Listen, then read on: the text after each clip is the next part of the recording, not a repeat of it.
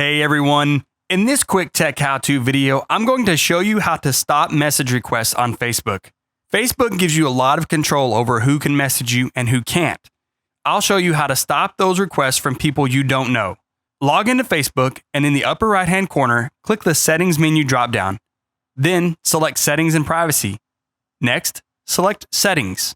You'll be taken to your settings page with a menu on the left-hand side. Find Privacy and click on it. When the Privacy Settings and Tools page opens, you want to find the section How You Get Message Requests. You may need to scroll down to see it. There is a set of options here called Other People. In this section, you can specify what happens to message requests from other people on Facebook and Instagram.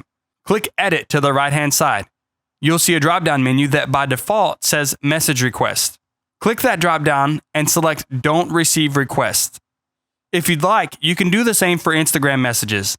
Now, if someone who isn't your friend messages you on Facebook, you won't get it, and that is how you stop message requests on Facebook. If this was helpful, click the like and subscribe buttons. We have more helpful quick tech how-to videos coming your way.